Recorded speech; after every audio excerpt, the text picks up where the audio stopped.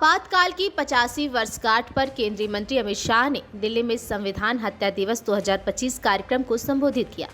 इस दौरान उन्होंने द इमरजेंसी डायरी का अनावरण किया। अमित शाह ने कहा कि प्रधानमंत्री नरेंद्र मोदी ने इसे संविधान हत्या दिवस नाम दिया ताकि आने वाली पीढ़ी को ये याद रहे। संविधान हत्या दिवस थोड़ा कठोर और निर्मम शब्द है, पर इस पर विचार भी किया गया, लेकिन इतने बुरे कालकांड की याद कठोर शब्द से ही होनी चाहिए, तब ये निर्णय लिया गया। उन्होंने कहा कि 12 जून को गुजरात में जनता मोर्चे का प्रयोग सफल हुआ था और कांग्रेस की सत्ता का अंत होकर जनता पार्टी की सरकार बनी थी। इससे घबराकर 25 तारीख को आपातकाल लगाया गया। कारण बताया गया कि राष्ट्र की सुरक्षा खतरे में है, लेकिन पूरी दुनिया जानती है कि राष्ट्र की सुरक्षा को कुछ नहीं हुआ था, उनकी कुर्सी खतरे में थी। आगे क्या कुछ कहा है आप इस पूरे वीडियो में खुद सुनिए। आज आपातकाल की पूर्व संध्या की 50वीं बरसी है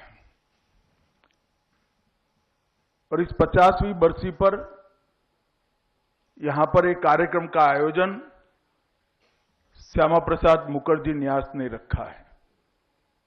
कई लोगों के मन में सवाल आता है कि 50 साल के पहले जो हुआ इसकी चर्चा कर आज क्या करेंगे।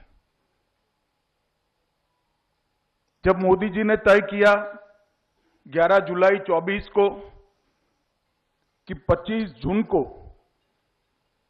संविधान हत्या दिन के रूप में मनाया जाएगा, तब भी ये सवाल बार बार उठता था। और चूंकि ये नोटिफिकेशन गृह मंत्रालय से आया था, मुझे भी व्यक्तिगत रूप से कई वरिष्ठ पत्रकारों ने सवाल पूछा था, मगर मैं मानता हूं कि आज का दिन इस संगोष्ठी के लिए सबसे उचित दिन है, क्योंकि अच्छे या बुरे किसी भी प्रकार की राष्ट्रीय घटना के जब 50 साल पूरे होते हैं तो समाज जीवन के अंदर इसकी याददाश्त धुंधली हो जाती और आपातकाल जैसी लोकतंत्र की नींव हिलाने वाली की घटना,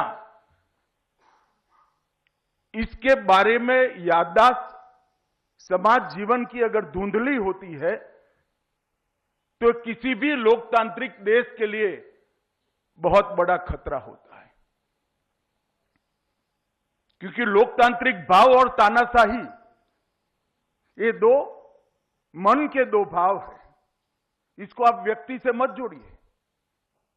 मन के जो भाव है, मानव प्रकृति के दो भाव है, वो कभी ना कभी उभर कर समाज के सामने, देश के सामने फिर से चुनौती बनकर आ सकते हैं। अगर तानाशाही का विचार फिर से चुनौती बनकर आ सकता है तो लोकतांत्रिक स्वभाव देश का भला करने के लिए भी काम आता है। परंतु जब पीढ़ियां बदलती है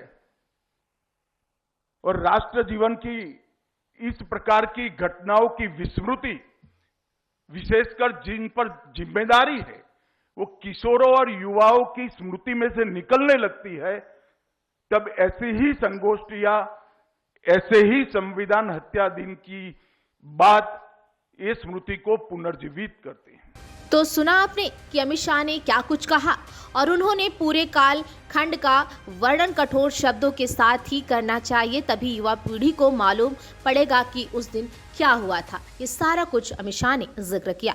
बने रहिए मिशुडी के साथ। चैनल को लाइक करें, सब्सक्राइब करो, शेयर करो और हाँ, बेल आइकन दबाना बिल्कुल ना भूलें।